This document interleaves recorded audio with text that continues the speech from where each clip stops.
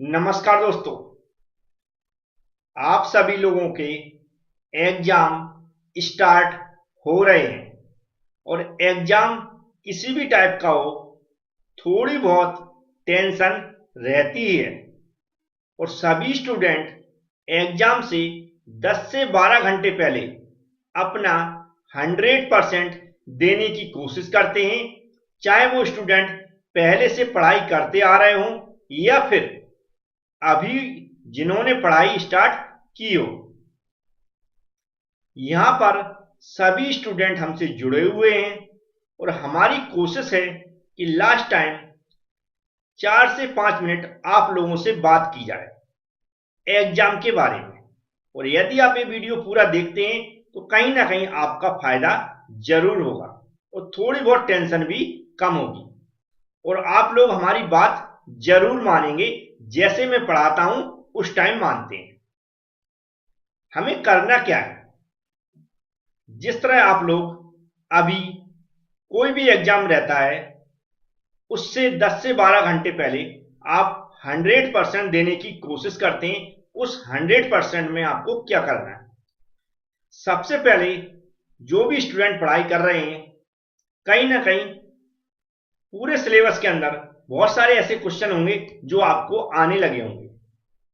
सबसे पहले अभी से ये वीडियो देखने के बाद किसी भी एग्जाम से 10 से 12 घंटे पहले आपको क्या करना है, पूरे सिलेबस के अंदर चैप्टर वाइज जितने भी क्वेश्चन आपको आते हैं कॉन्फिडेंस के साथ आपको करना क्या है।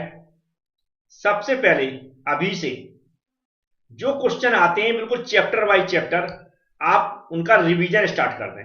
रिवीजन का मतलब ऐसा नहीं कि उनको खोल के पढ़ रहे हैं। आप अपनी आंखें बंद करें, मन में जो उसके बारे में समझा है उसको एक बार रिवाइज करें बिना देखे। यदि आपको उस दौरान कुछ बीच में लगता है कि कोई वर्ड भूल रहे हैं तो बीच में देख लें उसको। इस तरह आप सभी क्वेश्चन का जो क्वेश्चन आपसे 100% बन रहे हैं उनका रिवीजन कर लें। सेकेंड टिप्स है कि जिन जिन क्वेश्चन के आंसर में डायग्राम है वो डायग्राम बिना देखे बना के देख लें। एक बार जरूर बना के देखें बिना देखे। सिर्फ ये ना सोचें कि हमने पढ़ लिया उसको देख लिया हमसे बन जाएगा, बिल्कुल ये ना सोचें। आपको बनाकर देखना ही है, वो भी बिना देखे। और कहीं आपको लग रहा है कि भूल रहे हैं तो उसको देख के फिर से वहां पर रिवीजन कर लें, लेकिन एक बार हाथ से ड्रॉ जरूर करना है अभी। फिर आपको क्या करना है, ये जब आपका काम पूरा हो जाए, क्योंकि जब रिवीजन करेंगे मन में तो स्पीड से रिवीजन होता है, तो आपसे 2 से 3 घंटे में या 4 घंटे में आप पूरा रिवीजन कर लेंगे। फिर भी आपके पास समय बचता है तो आप उन क्वेश्चन को उठाएं जो आपने एक भी बार नहीं पढ़े हैं। जो क्वेश्चन अभी तक आपने एक भी बार नहीं पढ़े हैं उनको याद नहीं करना है, सिर्फ उनको पढ़ना है। क्या करना है? सिर्फ उनको एक बार पढ़ना है। इस तरह पढ़ना है कि अचानक कहीं आ गया तो उस क्वेश्चन के बारे में कुछ आप लिख पाए, जैसे कि मतलब समझना किसी का, या थोड़ा डायग्राम एक बार देख लेना। तो क्या समझ में आया? अभी जो 10 से 12 घंटे पहले एग्जाम से हमें जो क्वेश्चन हमसे बनते हैं उनको एक बार अच्छे से रिवाइज कर लें और डायग्राम बनाकर देख लें। फिर समय बचता है तो जो क्वेश्चन एक भी बार नहीं पढ़े हैं उनको एक बार पढ़ लें, उनको याद करने की कोशिश ना करें जो आपने अभी तक नहीं पढ़े हैं। समझ में आया? जो अभी तक नहीं पढ़े हैं उनको रटने की कोशिश ना करें, सिर्फ उनको एक बार पढ़ लें। इतना करने के बाद आपके एग्जाम की तैयारी हो गई है। अब एग्जाम में आपको कैसे क्वेश्चन अटेम्प्ट करना है, ये बहुत इंपॉर्टेंट टिप्स है, इसको आपको भूलना नहीं। जब भी आपको क्वेश्चन पेपर मिल जाए, सबसे पहले जो भी हम करते हैं कॉपी की फिलिंग वगैरह वो तो कर ही लेंगे आप लोग, पेपर के ऊपर रोल नंबर भी लिख लेंगे। इसके बाद सबसे पहले स्टार्टिंग में बिल्कुल जो ऑब्जेक्टिव टाइप का क्वेश्चन रहता है उस ऑब्जेक्टिव टाइप का जो क्वेश्चन का नंबर है, क्वेश्चन नंबर इतने का आंसर, ऐसा ऊपर लिखें, क्वेश्चन नंबर इतने का आंसर। और ऑब्जेक्टिव क्वेश्चन में क्या लिखेंगे? फर्स्ट का ए और आगे आंसर लिख के छोड़ दें। आंसर मतलब ऑप्शन नहीं लिखना अभी कौन सा सही है, सिर्फ आप क्या लिखेंगे? क्वेश्चन नंबर ए फिर क्वेश्चन नंबर सेकंड का B, question number third, question number fourth, question number fifth. मतलब जो ऑब्जेक्टिव क्वेश्चन के 5 जो क्वेश्चन रहते हैं उन पांचों के क्वेश्चन नंबर डालना है, और लेकिन ऑप्शन अभी टिक नहीं करना है। हमें ऑब्जेक्टिव क्वेश्चन के आंसर नहीं लिखना है, लेकिन उसका आंसर हमें पहले ही पेज पे लिखना है।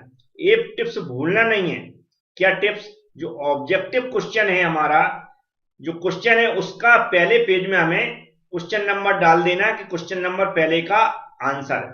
फिर जो हमारे 5 क्वेश्चन है उसके जो ऑब्जेक्टिव, उनको हमें नंबरिंग वहां पर कर देना है, और आंसर आंसर आंसर आंसर ऐसा लिख देंगे सभी में, और डैश डैश लगा के छोड़ दें।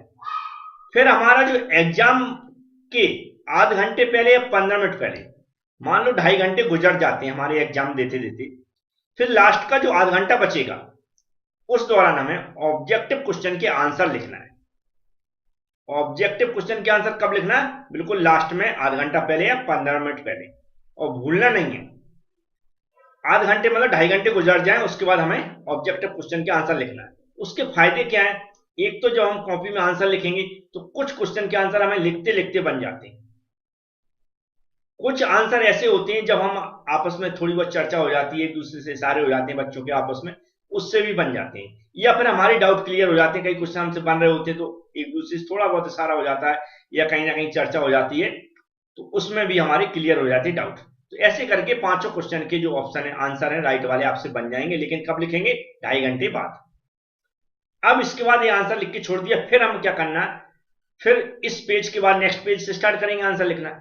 अब हमें वो पूरे पेपर में पूरा पेपर पढ़ना है, याद रखें, भूलना नहीं। ऐसा नहीं करना पहला क्वेश्चन पढ़ लिया, हमसे बन रहा है, जल्दी जल्दी लिखना स्टार्ट कर दिया, ऐसा बिल्कुल नहीं करना।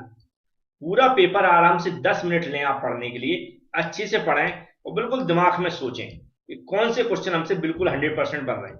100% नहीं तो 70% बन रहे हैं, 70% हमसे बन जाएंगे। तो हमें करना क्या है? यदि ये थ्योरी पेपर होते हैं उनमें पास करने का तरीका बता रहा हूं। 2 क्वेश्चन भी बन रहे हैं आपसे, 3 क्वेश्चन बन रहे हैं, 4 क्वेश्चन बन रहे हैं। क्वेश्चन में जो आपके एग्जाम में पेपर आ रहे हैं उसमें डेफिनेशन टाइप की पूछी आ रही है, एडवांटेज पूछी आ रहे हैं, कभी उसमें एप्लीकेशन पूछी आ रही है, कभी सिर्फ वर्किंग पूछी आ रही है, कभी वर्किंग प्रिंसिपल पूछा जा रहा है। इस टाइप के छोटे छोटे क्वेश्चन बनते हैं। जब इस टाइप के क्वेश्चन आएंगे तो हमें उनकी डेफिनेशन आना चाहिए। ऐसा नहीं कि डेफिनेशन पूछ रहा है, एडवांटेज पूछ रहा है, या फिर हमें क्या बोलते हैं एप्लीकेशन पूछ रहा है, आप उसमें 2-2 पेज भर देंगे या 1 पेज भर देंगे। ऐसा नहीं करना है। आपसे जितना आता है स्टार्टिंग में उतने अच्छे क्वेश्चन के आंसर लिखें और सिलेक्टेड लिखें। अगर डेफिनेशन पूछेगी आपको याद है, याद भी नहीं है तो उसके बारे में आप लिख सकते हैं, तो उतना ही लिखें जितना हम समझा सकते हैं उसमें।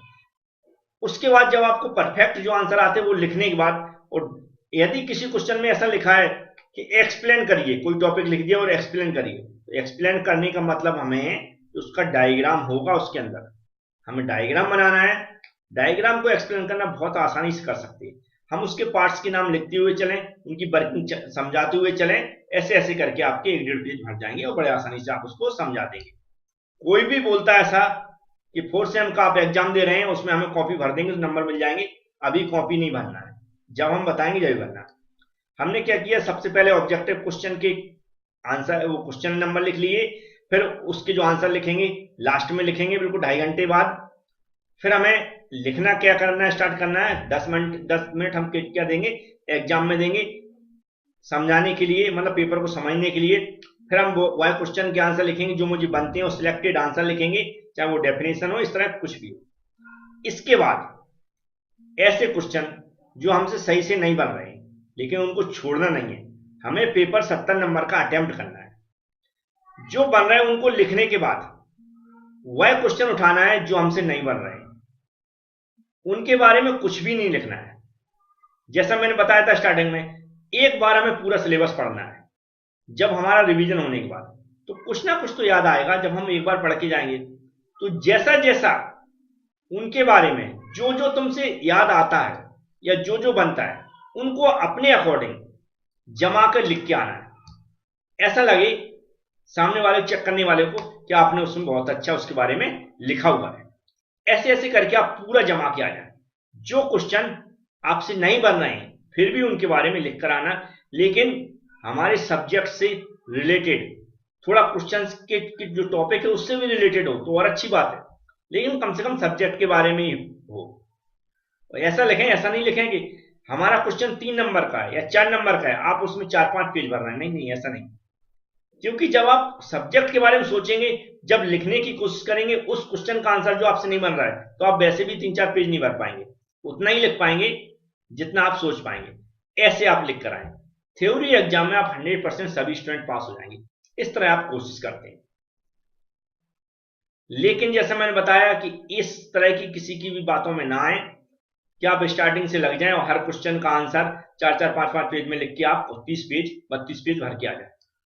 आप पास नहीं होंगे, फेल हो जाएंगे, इतना याद रखें। जैसा मैंने बताया, आप कोशिश जरूर करें। हमेशा जो भी एग्जाम है, कोई भी एग्जाम हो, इसी तरह की सब में टिप्स चलेगी। जो आपको आता है उसको सबसे अच्छे से जमा के पहले लिखना है, उसमें समय भी लेके समय अगर लगता है उनको लिखने में तो भी लगाएं। लेकिन ऐसा ना करें कोई किसी क्वेश्चन का आंसर बार बार गलत हो रहा है, आप उसको लिखते जा रहे हैं तो काटते जा रहे हैं, काटा पीटी ना करें, है ना। लेकिन ऑब्जेक्टिव क्वेश्चन के लिए जो टिप्स बताई वो भी फॉलो करना है, और जो 10 से 12 घंटे पहले आपको एग्जाम में क्या करना है, कैसे तैयारी करना है, बिल्कुल वैसा ही करें। घबराए नहीं, क्योंकि बहुत सारे स्टूडेंट परेशान हैं, सिलेबस से आउट ऑफ सिलेबस भी पढ़ लिया कई स्टूडेंटों ने, तो आप लोग ऐसा ना करें। थैंक यू फ्रेंड्स, आपसे बात करने की इच्छा थी तो ये वीडियो के थ्रू हमने बात की। आप 10 से 12 मिनट जो भी मैंने लिए हैं उसमें टाइम जरूर दें वीडियो के लिए, और बेस्ट ऑफ लक आपके एग्जाम के लिए। Thank you.